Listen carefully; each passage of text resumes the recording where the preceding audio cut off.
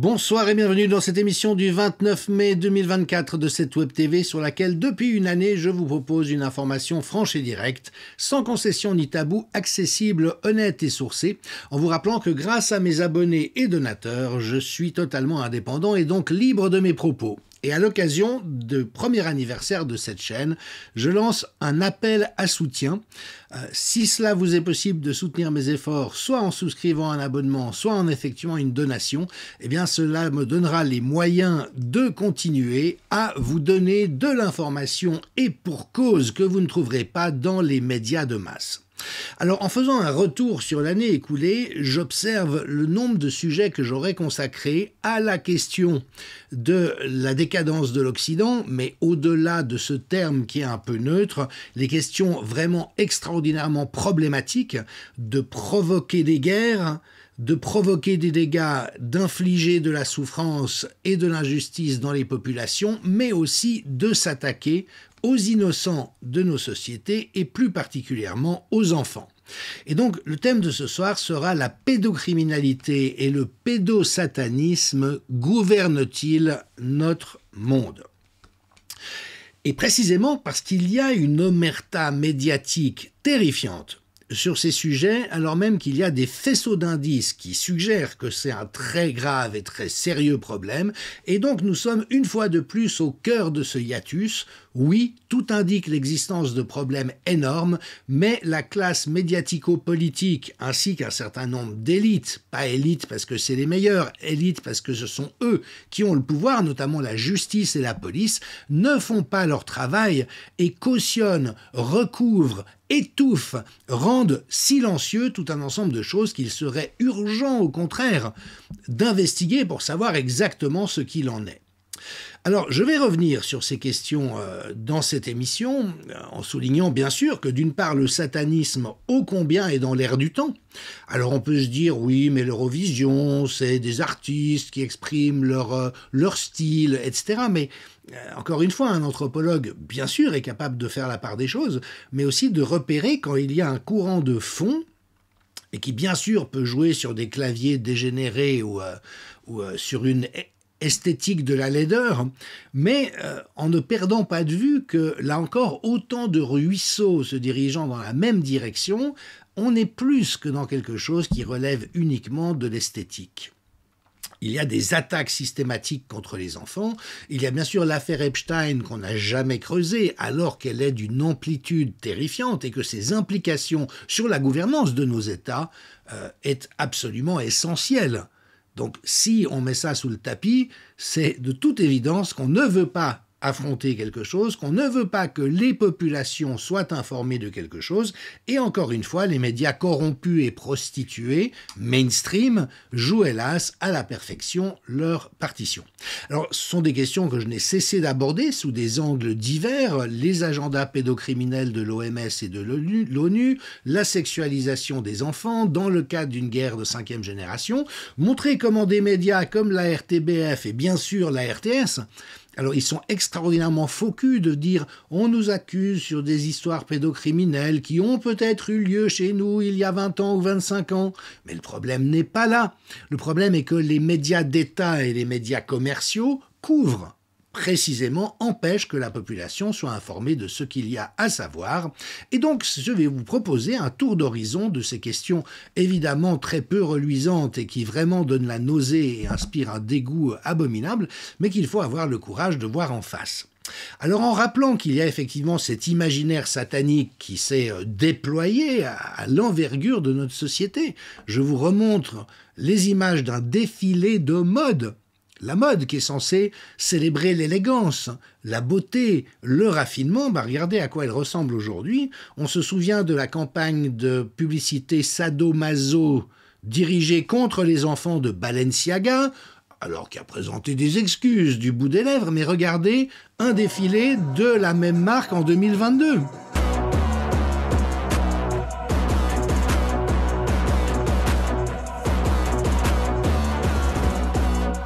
Et je rappelle le raffinement, l'élégance, la beauté, la sensualité, l'esthétique, le goût de vivre. La France. Petit détour par l'Eurovision. où on est à cheval entre la maladie psychiatrique grave, mais surtout cette intention de représenter quelque chose de totalement perverti, dévoyé, décadent. Et puis alors ça, c'est quelque chose qui s'est généralisé dans notre société, et tout le monde fait comme si ça ne posait pas question, comme si ça n'était qu'une variété de l'esthétique possible à un moment, d'une époque, d'une civilisation, mais sans se questionner sur quels sont les messages sous-jacents portés par des productions pareilles, qui les produit de manière obsessionnelle et qu'est-ce qu'elles visent dans le champ du psychisme collectif.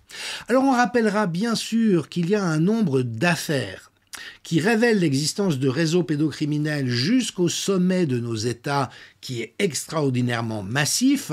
En l'an 2000 déjà, Élise Lucet, qui s'est complètement repentie depuis, alors elle a complètement laissé tomber et on ne peut pas imaginer qu'il n'y ait pas eu des incitations extrêmement fortes en cette direction. Elle a publié un documentaire, Viol d'enfants, la fin du silence. Eh ben non, Madame Lucet, c'était le début du silence, puisqu'on était reparti pour 24 ans. Pourtant, on sait, regardez, une enquête d'un criminologue, que la DST, qui était un service de sécurité, les noms ont changé mais les pratiques restent, avait découvert des dossiers secrets défense, d'affaires pédophiles, notamment Coral et Krypton, dans le garage du commandant Proutot, qui était de la garde rapprochée de François Mitterrand. Et on a la marque que François Mitterrand a lu des rapports qui attestaient de pratiques pédocriminelles commises par Jack Lang et Frédéric Mitterrand. Donc Mitterrand a vu et a choisi, a cautionné le fait qu'on classe ça et qu'on n'en parle pas. Alors bien sûr, les noms en question n'ont pas arrêté de sortir. Frédéric Mitterrand a admis ouvertement qu'il adorait sodomiser des petits garçons et qu'il se rendait volontiers dans des pays exotiques pour se livrer à ses penchants. Et cette personne a une place en vue dans la République. Oui, il a des petits travers, mais il parle d'une façon précieuse, il a beaucoup de goût, ce garçon, il est très raffiné. Non, c'est un pédocriminel. Le nom de Jack Lang n'a pas cessé de sortir autour d'affaires au Maroc. On se souvient de carnets manuscrits de l'ancien directeur de la DGSE qui disait « Dans la Villa Majorelle chez Pierre Berger et Yves Saint-Laurent, qui ont été eux aussi les égéries pédocriminels et dégénérés de la gauche caviar, Jack Lang sodomisait des garçons. » C'est ce qu'a écrit ce monsieur. Alors, moi, Jean-Dominique Michel, je ne sais pas si c'est vrai ou pas, mais je sais que le fait de systématiquement couvrir, taire, étouffer ces affaires est proprement scandaleux. Même Arrêt sur Image en avait parlé. Et donc, on sait qu'il y a un ensemble de pratiques, encore une fois, utilisons le mot pédocriminel, jusqu'au sommet de l'État et de ceux qui ont le pouvoir en France et à travers le monde. Et bien sûr, avec de temps en temps des affaires qui sortent et qui immédiatement sont réprimées par la hiérarchie politique, policière et judiciaire. Alors un exemple très célèbre, c'est l'affaire Dutroux, et Dieu merci, un ancien gendarme qui s'est occupé d'une partie de l'enquête vient de publier un livre parce qu'il ne peut pas supporter, les mensonges d'État qui durent jusqu'à ce jour autour de cette situation. François lui a donné la parole, écoutons ce que M. Aimé Bille a à dire. L'affaire, et qui est devenue l'affaire Dutroux. À l'époque, donc j'étais gendarme à la BSR de Bruxelles, à la section financière, donc une section de recherche. Et donc, nous avons été sollicités par les magistrats donc, de Neuchâtel pour s'occuper du volet financier donc, de ces suspects arrêtés à Neuchâtel.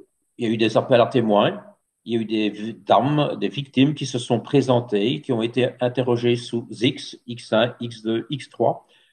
Où elles ont apporté des témoignages importants, mettant en cause de nombreuses personnes, des personnalités connues dans divers, que ce soit le monde politique, judiciaire, la magistrature, le policière. Enfin, bon, on a senti directement qu'on gênait. Et là, nous avons eu un officier qui, dès le départ, s'est montré négatif. C'est le commandant du terme. Il a prescrit lui-même des relectures de dossiers. Il a choisi ses relecteurs. Il a dressé un faux procès-verbal qui a été couvert par le parquet de Bruxelles, par les magistrats de Bruxelles. Et donc, tout a été couvert. Et au plus de faux il faisait, au mieux c'était. Et donc, des collègues avec qui vous travaillez, avec qui vous allez boire un verre, avec qui vous mangez, ont commencé à faire des faux en écriture pour, pour arrêter les enquêtes, pour saboter les enquêtes. Et des magistrats, naturellement, étaient vraiment complices à tous les niveaux, que ce soit au niveau du parquet de Bruxelles, au niveau de l'instruction, que ce soit le juge d'instruction Jean-Claude Van Espen qui s'occupait d'un dossier particulier, celui de la Champignonnière. Si vous voulez, je peux en parler un peu. Et après, le juge Pignolet qui a mené l'enquête, mais encore une fois, le procureur général de Bruxelles, M. André Van Oudenhoff, qui, quand toutes les enquêtes sont finies à notre égard, donc toutes les enquêtes judiciaires après plus de 2 ans, parvient à adresser un rapport de 17 pages à l'état-major de la gendarmerie, 17 pages d'accusation sur mon collègue et sur moi-même. Et donc, pendant 25 ans, j'ai dénoncé avec Patrick Debats au parquet général, à la politique, à l'état-major de la gendarmerie, on a tout dénoncé et jamais personne n'a rien voulu faire. J'ai même fait une pétition encore en 2021 qui a été adressée à Sa Majesté la Reine avec copie au Premier ministre et au ministre de la Justice. Il n'y a personne n'en veut. Alors je me suis dit, il ne restait plus que cette solution-là, c'était d'écrire un livre pour reprendre vraiment tous ces éléments-là et je pense qu'on pourrait déjà en faire un deuxième livre parce qu'il y a tellement de choses à dire. C'est incroyable. Les gens, quand ils lisent ce livre, sont choqués, que ce soit des collègues, des officiers ou des particuliers. Ils se demandent est-ce que c'est réel? Un autre dossier qu'on ne peut pas considérer comme n'étant pas vrai est celui de l'affaire Epstein, par lequel un couple de personnes engagées par le Mossad, la CIA et les services secrets occidentaux ont fait violer des centaines d'enfants et peut-être tuer certains par des invités triés sur le volet qui occupent des positions de pouvoir dans les mondes de l'économie, de la finance, des médias bien sûr, des arts et de la politique. Je rappelle ce que Pierre Jovanovic a dit récemment au micro d'une chaîne algérienne en expliquant comment et pourquoi les choses sont tellement verrouillées dans nos pays. Comment est-ce qu'en France, un président de la République peut être détesté par plus de 70% de la population et faire ce qu'il veut au mépris de la Constitution, au mépris des lois? Pourquoi n'y a-t-il pas un seul député ou de trop rares braves qui se laissent pendant que tous les autres baissent leur froc? Eh bien, je crois que Pierre Jovanovic a la réponse et qu'elle va dans le sens de quelque chose qu'on ne peut pas continuer à occulter plus longtemps. Il y a toujours ce type d'opération de chantage. Mais elle est toujours en place. Pourquoi croyez-vous justement que tous les médias se la ferment? Évidemment qu'elle est en place. Il n'y a pas que celle-là. C'est-à-dire sur les journalistes, sur les politiciens, sur les artistes, sur les... N'oubliez pas, Epstein avait un 200 mètres carrés avenue Foch. Alors pour vos spectateurs algériens, c'est l'avenue Foch, elle est juste à côté de l'Arc de Triomphe, donc c'est l'un des quartiers les plus riches de Paris. C'est une des plus belles avenues, on va dire, à 2 pas des Champs-Élysées. Et là, il y avait 200 mètres carrés et ces 200 mètres carrés étaient totalement truffés de caméras. Et c'est une opération qui a duré pendant plus de 10 ans. Avec la complicité de Monsieur Brunel, qui, vous savez, qui en fait, qui se cachait derrière une agence de mannequins, mais on a retrouvé des post-it, notamment des courriers où il disait j'ai pour toi, pour ce soir, j'ai une gamine de 7 ans et 12 ans. Voilà. C'est comme ça qu'ils détiennent. C'est comme ça qu'ils les tiennent et c'est comme ça que nos médias, la RTBF, la RTS, France Info, France Télévisions, tous les médias subventionnés par l'État, commerciaux appartenant à des oligarques, continuent d'étouffer toute cette réalité en laissant libre cours le fait que nos États et nos systèmes ex-démocratiques ont été pris en otage par des intérêts criminels et crapuleux. Et évidemment que ça va très loin. L'archevêque Monseigneur Vigano, qui s'oppose avec énormément de force contre la dérive mondialiste, a lui-même au mois de décembre fait les liens pertinents entre l'affaire Epstein et la politique actuelle. Pourquoi nos pays laissent-ils faire Israël, qui est piloté par une bande de psychopathes de la pire espèce? Benjamin Netanyahou est un des pires dirigeants que le monde ait jamais connu. Et pourquoi est-ce que tous nos pays s'aplaventrisent devant Israël? Eh bien, voilà ce que propose Monseigneur Vigano, ancien nonce apostolique du Vatican. Nous avons appris que certainement Jeffrey Epstein et Ghislaine Maxwell étaient des membres du Mossad, les services secrets israéliens. Ceci nous laisse comprendre que les fameux voyages de gens célèbres en direction de l'île d'Epstein servait en fait à exercer sur eux du chantage, en rassemblant des évidences, des données probantes de leur culpabilité, en participant à des crimes rituels haineux contre des mineurs. Et si les chefs d'État et les gouvernements officiels des pays occidentaux n'osent pas protester sérieusement et s'opposer au massacre de civils dans la bande de Gaza, il est légitime d'assumer que cette attitude est probablement due à l'amoncellement de dossiers et de vidéos qui inculpent les responsables en question et qui sont en possession des services de renseignement israéliens. La même chose a dû se passer avec la préparation de la fausse urgence pandémique, qui a été répliquée de manière servile dans tous les États membres du World Economic Forum et des Nations Unies, et également avec la farce de la crise ukrainienne. Donc voilà ce sur quoi tous les médias et tous les politiciens responsables devraient enquêter. Mais bon, ils sont tous aux abonnés absents, et donc il reste quelques malheureux comme moi-même et d'autres pour essayer de faire bouger les lignes. Alors je rappelle aussi l'excellente ressource qui est le blog en ligne de Donde Vamos, qui documente depuis très très longtemps la réalité non seulement de la pédocriminalité, mais même du pédosatanisme, de la violence des crimes rituels, violents, sanglants, assassins, destructeurs, mis en œuvre par une élite qui est ouvertement sataniste. Alors, je sais qu'on est beaucoup à être à la limite de notre zone de confort quand on entre dans ce genre de réalité, mais toujours est-il que ce qui est intéressant, et ça n'est probablement pas un hasard, c'est qu'à l'heure où je vous parle, une documentation massive de ces réalités est en train de sortir. Je vous ai déjà entretenu sur cette chaîne à de nombreuses reprises de ce nouveau site, 50 voix, où 50 personnes qui ont subi le même type d'horreur et avec quelque chose d'effrayant dans la similarité des exactions et des crimes qu'ils ont subis, et qui témoignent de cette réalité. Récemment, il y a bien sûr le film de Pierre Barnerias, Les Survivantes. Et Pierre dit dans un extrait que je vais vous montrer, que je vais partager avec vous, une émission chez André Berkoff, que des témoignages comme ceux qu'il a retenus pour son film, il en a rencontré non pas des dizaines, non pas des centaines, mais des milliers, et qu'il n'y a qu'à se baisser par terre pour les prendre en main et les rassembler.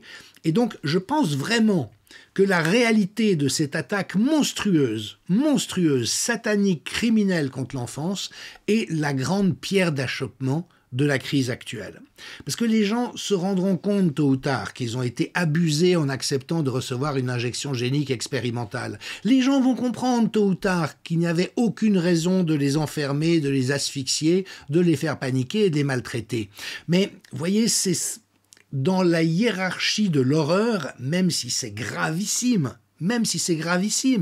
injecter un produit dangereux à quelqu'un en lui faisant croire que c'est pour son bien et pour protéger ses proches. C'est monstrueux. Mais quand vous violez, vous décapitez, vous trucidez, vous éventrez des enfants, vous voyez, c'est encore plus loin dans l'horreur. Et si nous arrivons à faire sortir la réalité de ces témoignages et des pratiques qui sont occultées actuellement par tous les appareils d'État dans la réalité des crimes d'État contre les démocraties, je pense que là, nous serions susceptibles de générer un renversement de situation.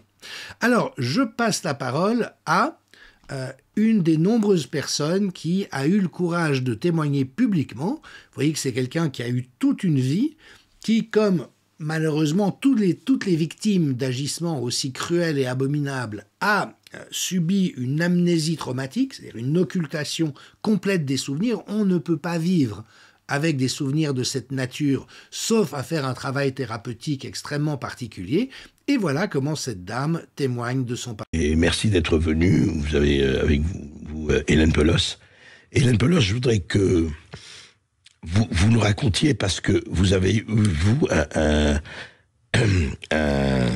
itinéraire qu'on dirait en dehors du gouffre d'exemplaires. Vous êtes énarque, vous avez fait des études très avancées, vous avez travaillé pour des institutions internationales, Et vous racontez dans ce film comment vous aviez mis ça de côté, je dirais inconsciemment, et comment l'horreur vous est revenue. Je voudrais que vous nous parliez un peu de cela. Alors tout à fait, effectivement, moi j'ai fait une amnésie post-traumatique de 42 ans. Donc j'ai commencé à m'en souvenir à 42 ans.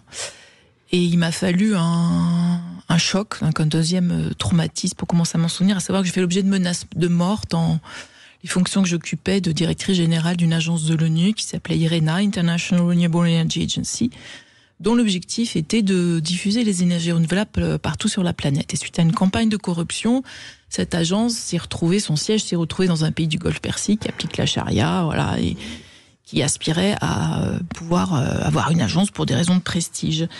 Et bon, ça a été très très compliqué, mais on tenté de développer l'agence là-bas, donc, et à un moment, il y a eu vraiment des menaces de mort. On m'a fait des menaces de mort sur mes enfants.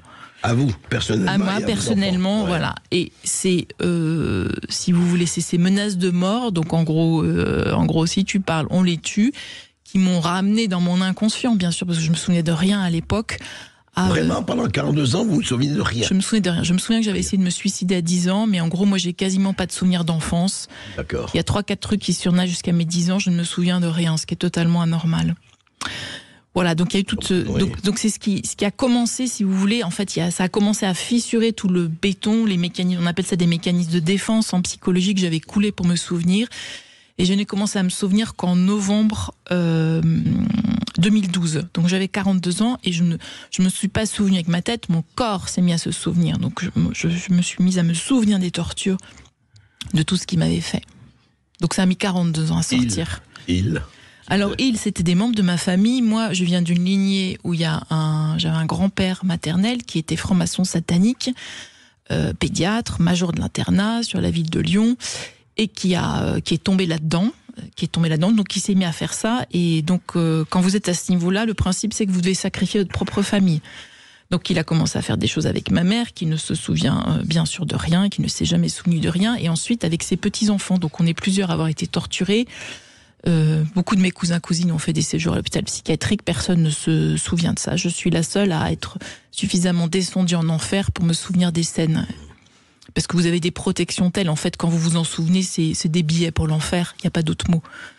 Oui. Donc vous vous souvenez comment il m'attachait. Enfin bref, on ne va pas rentrer ici dans le détail, mais toutes ces choses-là sont remontées, si vous voulez, à la surface. Et à ce moment-là, quand elles sont remontées, enfin l'horreur est remontée à la surface, vous avez fait quoi? Vous avez suivi une psychothérapie? Vous avez fait quoi, vous? Alors André, on ne suit pas une psychothérapie, on essaie déjà de juste pas se tuer. On essaie de rester en vie et je parle de seconde par seconde.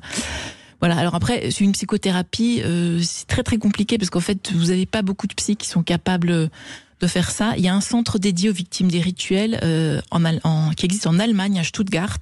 Il est vraiment dédié aux gens qui ont vécu ça, mais en France, nous avons juste rien. Nous n'avons rien du tout et le problème, c'est que les psys ne sont pas formés à ça. Donc le psy, il est comme tous les gens qui vont voir ce film, il est dans la sidération, il est dans le déni, c'est-à-dire qu'il n'arrive pas à croire que ça existe. Donc si vous n'avez pas en face de vous des oreilles qui peuvent entendre, vous ne pouvez pas parler.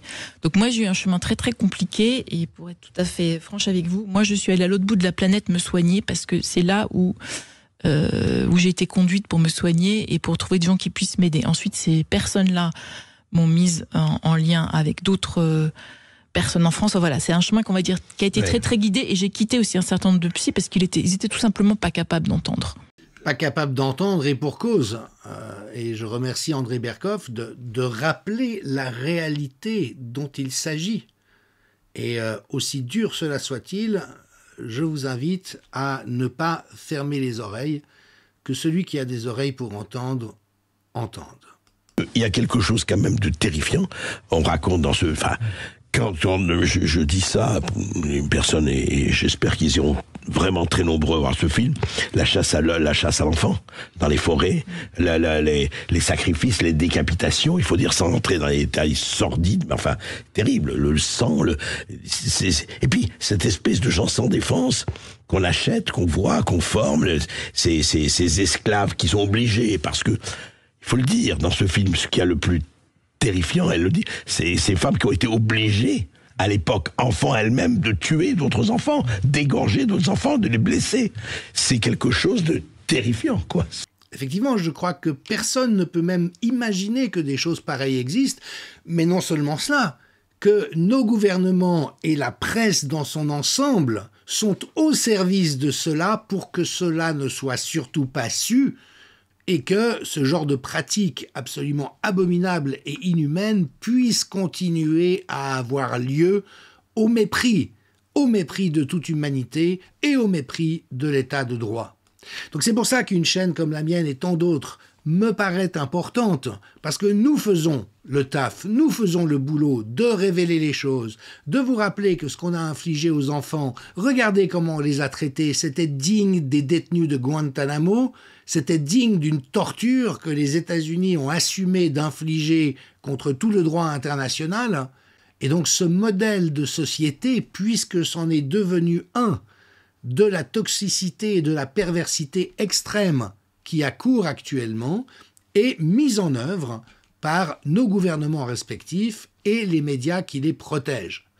Et effectivement, avec cette caractéristique de s'attaquer aux plus vulnérables et aux plus innocents, et notamment d'exposer systématiquement les enfants qui ont un droit souverain, c'est qu'on leur foute la paix, par rapport à la sexualité des adultes, eh bien à l'inverse, on ne fait que de les exposer d'une manière bien sûr intéressée, puisque cela va traumatiser directement ou indirectement une génération de citoyens. Donc voilà, nous sommes effectivement en résistance par rapport à un projet absolument abominable et odieux qui suinte de partout.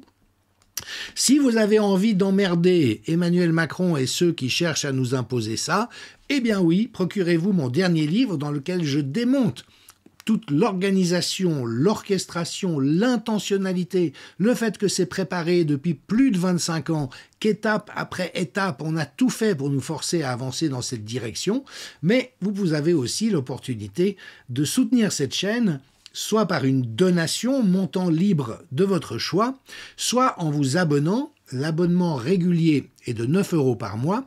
Il existe des formules de soutien à 19 ou 49 € par mois si vous voulez particulièrement soutenir mon effort. Et puis un abonnement à partir de 1 € par mois pour toutes les personnes, malheureusement, qui sont sinistrées par cette gestion inique, cette gestion scandaleuse, cette gestion révoltante qui est imposée par des très riches qui ne cherchent qu'à devenir plus riches au détriment de la liberté, de la sécurité, mais aussi du minimum vital de l'immense majorité. C'est pourquoi je vous invite à soutenir mes efforts et je continuerai bien sûr au cours des semaines, des mois qui viennent, jusqu'à ce que nous ayons remporté la victoire, à faire savoir ces choses et à vous inviter, par exemple, à aller voir le magnifique film de Pierre Barnerias, Les Survivantes. Allez le voir, il est noté à 4,3 étoiles sur 5 par les spectateurs, donc en dépit de la dureté du sujet, c'est un film absolument splendide, mais vraiment splendide, rayonnant d'humanité, c'est l'antidote dont nous avons besoin, donc tirons tous ensemble à la même corde, et je vous donne rendez-vous à demain.